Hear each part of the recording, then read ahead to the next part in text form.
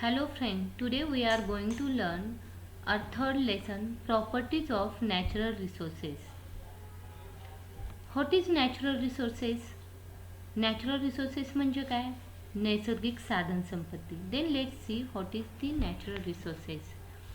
First, air, water and soil. These are three natural resources which fulfill our needs. Then let's take informations about this one by one. First, air. Air is all around us. We cannot see it, but we feel it. If we blow on our hand, through our lips we feel the presence of it. आपल्याला हवा दिसत नाही, परंतु आपल्याला तिचं अस्तित्व जाणवतं. जर तुम्ही हातावर फुंकर मारली तर आपल्याला हवेचं अस्तित्व जाणवतं.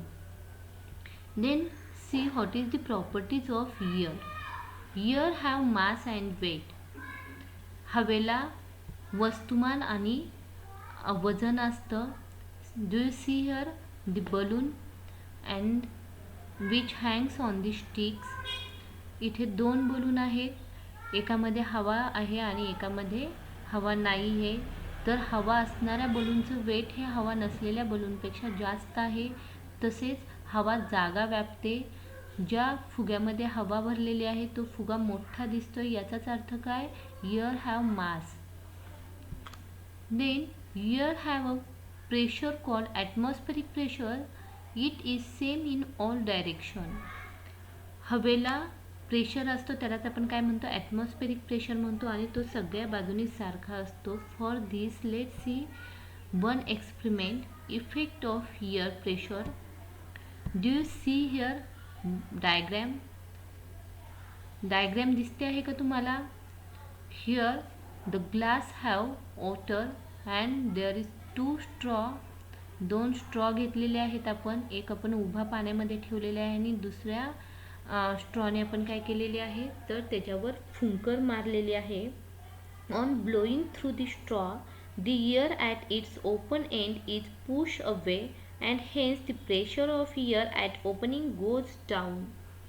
ज्यावेळेस आपण त्या स्ट्रॉने फुंकर मारू त्यावेळेस वरची हवा बाजूला जाते आणि तिथल्या हवेचा प्रेशर कमी होतो. प्रेशर कमी झाल्याने काय होतं? बाकीची हवा ती जागा घेण्याचा प्रयत्न करते आणि खालचं पाणीसुद्धा ती जागा घेण्याचा प्रयत्न करतं. त्यामुळे आपल्याला अशा प्रकारे पाण्याचे फाउंटेन उडलेले दिसतात.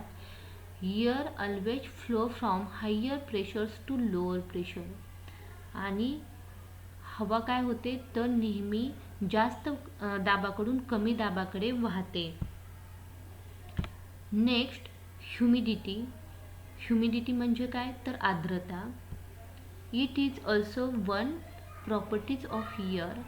Do you see here the glass with ice cube and some droplets which collects on the outer surface of that glass. जर तुम्ही ऑब्झर्व केलं केअरफुली तर तुम्हाला काय दिसेल तर छोटे छोटे ड्रॉपलेट्स त्या ग्लासाच्या बाहेरच्या बाजूनी चिकटलेले आहेत आणि ग्लासमध्ये काय आहे तर बर्फ आहे. Due to ice cube in the glass, the air surroundings the glass cools down. As the water vapors in this air cools down, condense and gets transformed into the water. It is water that collects on the outer surface of glass. The capacity of air to hold water vapors are called humidity. म्हणजेच पाण्याची एअरची water vapours धरून ठेवण्याची जी capacity आहे, water vapours hold करण्याची जी capacity आहे त्याला आपण काय म्हणतो तर ह्युमिडिटी म्हणतो, आर्द्रता असे म्हणतो. Water holding capacity of air is depends on temperature. आणि ही आर्द्रता किंवा ही कॅपॅसिटी कशावर डिपेंड असते तर टेम्परेचरवर डिपेंड असते. Next properties of air that is temperature regulation. Then what is temperature regulation? The earth which receive energy from the sun, this heat energy is reflected by the earth in the form of heat. अर्थला सूर्याकडून उष्णता मिळत असते आणि ही उष्णता अर्थ काय करते तर reflect करत असते, परावर्तित करत असते. The constituents of near around the earth such as water vapours, carbon dioxide absorb a part of this heat and other constituents of air. हवेमध्ये असलेले वॉटर वेपर्स किंवा कार्बन डायऑक्साईड्स किंवा बाकीचे जे कॉन्स्टिट्युएंट्स आहेत ते काय करतात तर ही रिफ्लेक्टेड झालेली हीट ॲब्झॉर्ब करतात, शोषून घेतात आणि त्यामुळे अर्थ सरफेसच्या जवळची हवा ही उबदार राहते आणि बाकीची सगळी सराउंडमधली हवा किंवा एन्व्हायरमेंट उबदार राहण्यासाठी त्याची मदत होते. As a result earth surface remain warm and thereby become suitable for living world on the earth. आणि त्यामुळेच हे एन्व्हायरमेंट लिव्हिंग वर्ल्ड चं अस्तित्व टिकून ठेवण्यासाठी उपयोगाची ठरते किंवा महत्त्वपूर्ण भूमिका बजावत असते. Next properties that is transmissions of sound. आपल्याला माहिती आहे साऊंडचं ट्रान्समिशन होण्यासाठी आपल्याला माध्यमाची गरज असते. And air is useful as a medium for the transmissions of sound. आणि एअर हे हवा हे उत्कृष्ट असं साऊंड ट्रान्समिशनचं माध्यम आहे. Next water. Water is natural resources and it is very important for living beings. Then what is properties of water? Water is a fluid substance. Water does not have its shape but has volume. तर पाण्याला स्वतःचा असा shape नसतो. पाणी आपण ज्या भांड्यामध्ये ओततो, पोर करतो त्या भांड्याचा शेप त्याला येतो, परंतु त्याला आकारमान असते. You can see here the tank have full of waters and with that hole, small holes, water get pass. छोटे छोटे होल मधून सुद्धा वॉटर काय होतं पास होऊ शकतं. It can pass through small hole or through very small gaps or cracks. ते अगदी छोट्याशा क्रॅक्स मधून सुद्धा पास होऊ शकतं. जर तुम्ही एखादा स्पंजी बॉल घेतला आणि असा जर तो पाण्यामध्ये भिजवला आणि तो जर प्रेस केला आपण तर काय होतं सगळ्या बाजूने त्याच्या पाणी बाहेर येताना आपल्याला दिसतं की जे होल आपल्या डोळ्यांना दिसत नाही त्यामधून सुद्धा पाणी बाहेर येऊ शकतं. As water freezes to form ice it expand and its volume increases but density goes on decreases. That's why ice is lighter than the water so ice floats on water. पाण्याची डेन्सिटी ही आईच्या डेन्सिटीपेक्षा जास्त असते आणि ज्या पाण्याचं आकारमान हे आईच्या आकारमानापेक्षा कमी असतं, परंतु घनता कमी असल्याकारणाने बर्फ हा पाण्याच्या सरफेसवर तरंगतो. Then what is density. मग डेन्सिटी म्हणजे काय. Let's see density of water. The interrelations between volume and mass of substance. Density म्हणजे काय तर व्हॉल्यूमचं आणि सबस्टन्सच्या मासचं एकमेकांशी असलेलं इंटर रिलेशन्स किंवा एकमेकांशी असलेलं रिलेशन्स म्हणजे काय तर density. The space occupied by a substance is its volume. The store of matters in substance is its mass. जी सबस्टन्सने ऑक्युपाय केलेली जागा म्हणजेच त्या सबस्टन्सचं आकारमान असतं, व्हॉल्यूम असतं आणि एखाद्या सबस्टन्समध्ये किती मॅटर समाविष्ट होऊ शकतो ते त्याचं वस्तुमान असतं म्हणजेच मास असतं. Then what is the formula of density. Density is equal to mass upon volume. Density म्हणजे काय तर mass divide by volume. Then anomalous behavior of water. What is the anomalous behavior of water? Do you see here one picture? काय दिसत आहे तुम्हाला या पिक्चरमध्ये.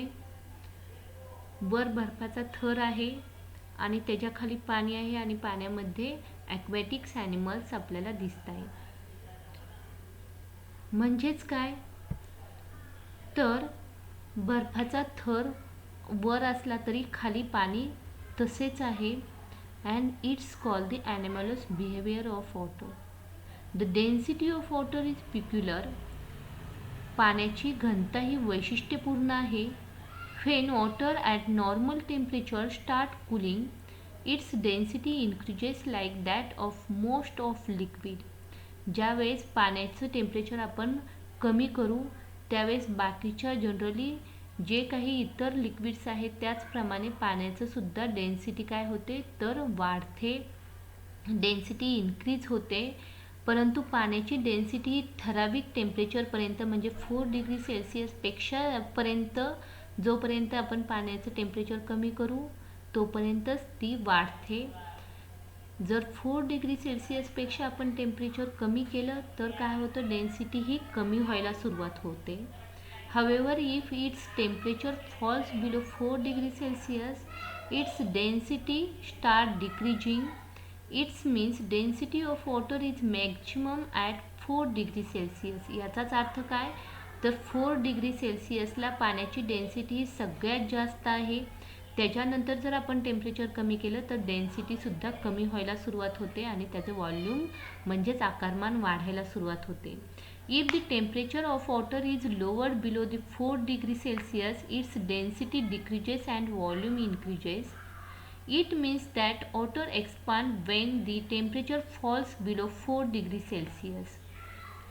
आणि याचाच अर्थ काय तर 4 डिग्री सेल्सिअसच्या खाली जर टेम्परेचर आणलं तर आईस म्हणजे आपल्याला माहिती आहे 0 डिग्री सेल्सिअसवर पाण्याचं रूपांतर हे बर्फामध्ये होतं. त्यावेळी बर्फाचं आकारमान वाढलेलं असतं परंतु त्याची डेन्सिटी पाण्यापेक्षा कमी असते आणि त्यामुळेच बर्फ हा पाण्यावर तरंगतो. आणि हेच आपल्याला या डायग्रॅममध्ये दिसत आहे. बर्फ पाण्यावर तरंगत आहे आणि त्याच्या खाली मात्र ॲक्वॅटिक ॲनिमल पाण्यामध्ये जिवंत आहेत. And this is called anomalous behaviour of water. आणि यालाच आपण काय म्हणतो तर पाण्याचं ॲनिमलस बिहेवियर म्हणतो. Let's see next point solute, solvent and solution. Then do you see here 2 tin, one have water and salt and another have water and stone. Can you tell me which substance get dissolves in water? कोणता substance पाण्यामध्ये विरघळू शकतो? Yes, correct. Salt can easily dissolve into the water but stone cannot dissolve into the water. Then what is solute? The solute substance that dissolves.